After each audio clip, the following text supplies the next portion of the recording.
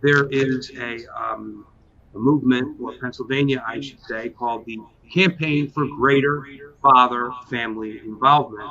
And I have been appointed an academic fellow for this organization. And um, we are trying to establish a commission, an agency in Pennsylvania of somewhere between 13 and 21 members and a budget of about $1 million a year, where this group will be able to review policies and make reports and give advice, establish best practices for all the agencies, nonprofits, or in the government, basically to remove the systematic barriers that are in place that keep fathers from being equal parents in both under the law and in practice. So I actually prepared a video, if I could share that with your viewers, that basically summarizes everything that we're doing. Yeah, definitely. Let's go ahead and we'll show it. Do me a favor, give me a sign if you can't hear this. Now, can you have that? There's a crisis of father absence and father non-involvement in Pennsylvania and the United States. Too many children don't have the full parental support they need.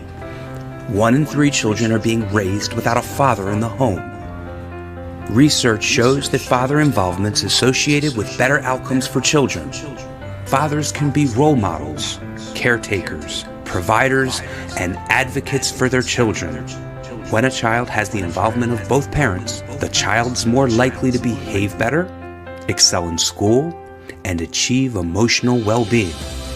Fathers help protect children, help them develop resilience, and mitigate risks while becoming an adult. Systematic barriers can impede greater father-family involvement, including, but not limited to, the stigma associated with seeking or receiving behavioral health services, failure of homelessness prevention programs to prioritize families with children. Child support orders often overlook the obstacles to fathers engaging with families.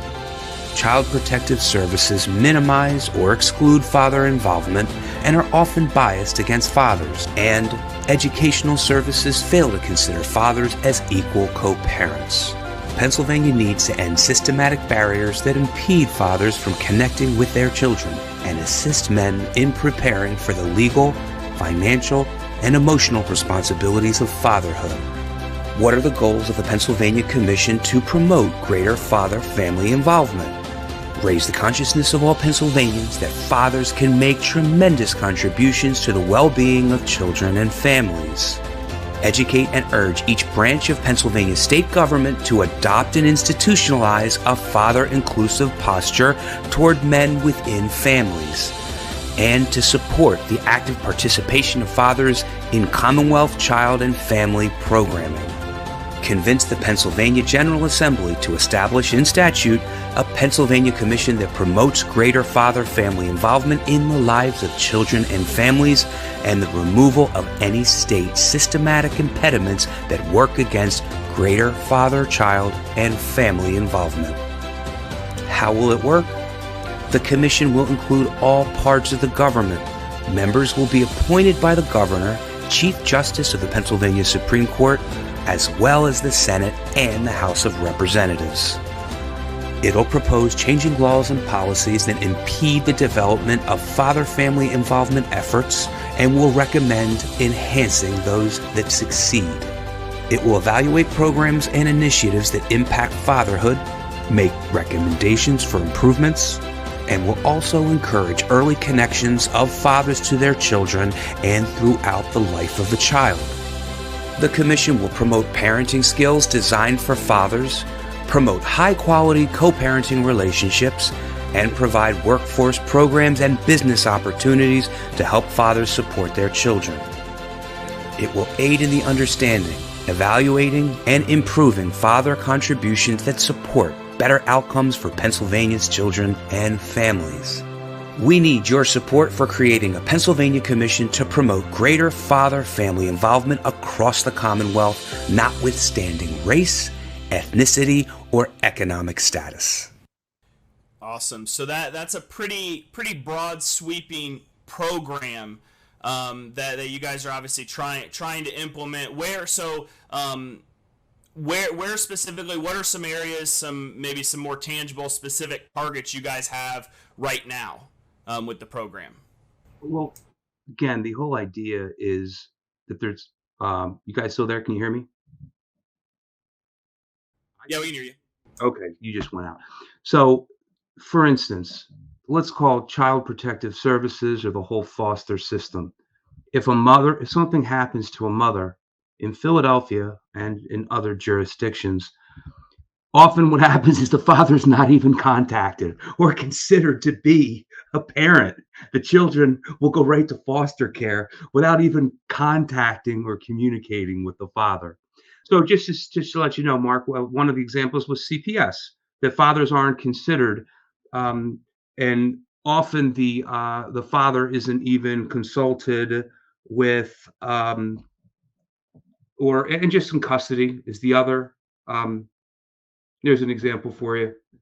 So the whole idea with the commission is to examine each agency, each area where fathers are kept out of the loop and not considered, even in social services. There are so many services available for women that aren't available for men or for single fathers. I think that's one of those things that I think in a documentary, kind of an industry documentary, The Red Pill, it talks about like domestic violence. There are 2 domestic violence shelters for men and thousands for women. There are so many different things that are available. I was reading a large program that just got a large grant from the state of California today, was earmarked specifically to prevent violence against women and children, with no mention of men in anywhere in that. So yeah, I was having a senior moment when you asked for examples. For instance, educational services fail to prioritize the involvement of fathers. There'll be educational services for women, but not for quote unquote parents. And I just saw in the comments somebody talking about child support. The enforcement for child support is an industry in and of itself, but yet not one penny is there to help fathers with their custody problems when a mother is withholding access to a child. Yeah, that's definitely something that comes up over and over again, and I'm sure you, just like I, receive dozens of messages a week from guys that are seeking help, that are seeking aid in some form or fashion, whether it be custody, whether it be child support, whether it be they're the victim of domestic violence, and there aren't those resources out there. And I'm a big proponent of, I think that a lot of our issues with family court starts with what the general public understands or believes about the roles of parents, of mothers and fathers in families. I'm sure you see this as well too. You'll have a dad will come in and it's like, hey, yeah, if you can get me every other weekend, or I know dads get screwed, or moms feeling as if they're entitled to whatever they want when it comes to custody, just pay me child support and get out of my life.